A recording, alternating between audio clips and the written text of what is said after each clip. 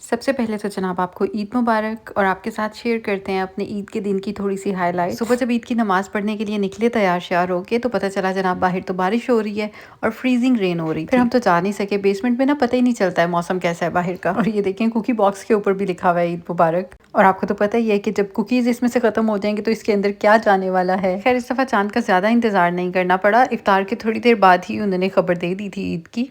मगर मैं तो 30 रोज़े एक्सपेक्ट कर रही थी, मेरी तो कोई ख़ास तैयारी थी ही नहीं।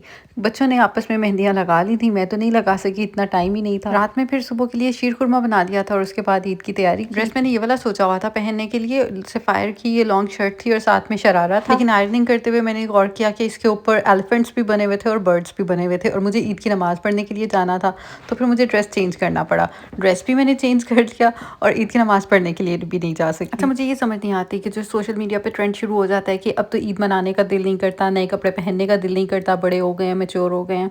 ऐसे नहीं होता, ये हमारा रिलीजियस फेस्टिवल है। जब आप बर्थडे मना सकते हैं, एनिवर्सरी मना सकते हैं, वैलेंटाइंस डे मना सकते हैं, न्यू ईयर मना सकते हैं, तो फिर जो दिन अल्लाह ताला ने हमें खुद दिया है खुशी का, उसको हम क्यों नहीं मना सकते खुश होकर। क्रिसमस और हैलोवीन का भी ड्रेस बना लेते हैं लोग, लेकिन ईद का जी दिल नहीं करता है। अब वो खुशी नहीं होती बचपन वाली। क्यों नहीं होती भाई? आपने खुद अपने दिन को स्पेशल बनाना होता है, अपने लिए भी और अपने बच्चों के लिए भी। और ये देखिए मैंने आपको कितने प्यारे प्यारे ईद गिफ्ट्स दिखाए हैं, ये सब विनर्स पर अवेलेबल हैं। और अब ये चेक करें जरा, लोग इसको भी एज अ डेकोरेशन पीस या एज अ गिफ्ट लेते हैं। मुझे तो समझ नहीं आता ये क्या टेस्ट है।